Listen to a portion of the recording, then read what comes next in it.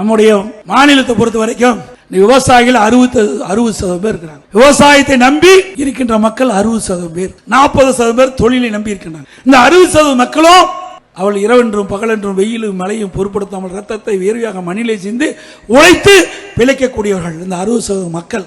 நீங்க டெல்டா மாவட்டம் போயிருந்தேன், அங்க குருவை சாகுபடி, அந்த சாகுபடி செய்த அந்த விவசாயிகள் அவருடைய அறுவடை செஞ்சு அந்த நெல்மணிகள்லாம் மூட்டை பிடித்து அங்கே நேரடி கொள்முதலத்தில் வந்து திறந்த வெளியில் அடுக்கி வச்சிருந்தாங்க. 15 நாள் அந்த அரசாங்கம் அந்த கொள்முதல் செய்யவே இல்லை. அதனால மழை காலத்தில் தொடர் மழையினால அதெல்லாம் நெல்மணிகள்லாம் மழையில முளைச்சு அப்படியே நாத்து 4 இன்ச்சு வந்துட்டு. நான் கேட்டா இந்த முதலமைச்சரும் உணவுத்துறை மந்திரியும் சொல்றாங்க வேண்டுமென்றே திட்டமிட்டு எதிர்க்கட்சி தலைவர் தவறான தகவலை சொல்றார் என்று. நான் நேரடியா எல்லா கொள்முதலத்துக்கு பல கொள்முதலத்துக்கு போனேன். தஞ்சாவூர் மாவட்டம், நாகை மாவட்டம், திருவாரூர் மாவட்டம், இப்படி இந்த மாவட்டத்துக்கெல்லாம் நேராக போனேன்.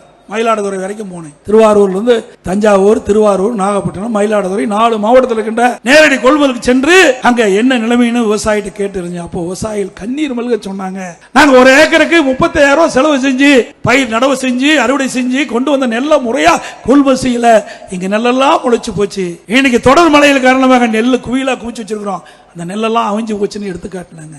இந்த அரசாங்கம் நேரடியாக கொள்முதல் நிலையத்திலே கொள்முதல் செய்யாத கணத்துல பல்லாயிரக்கணக்கான விவசாயிகள் இன்றைக்கு கண்ணீர் மல்க தன் உழைத்த நெல்லையெல்லாம் விற்க முடியாத அவலங்களை இந்த ஆட்சியில் ஏற்பட்டுகின்றது. இதற்கெல்லாம் முடிவு கேட்கின்ற தேர்தல் 2026 சட்டமன்ற தேர்தல் நேரத்தில் தெரிவித்து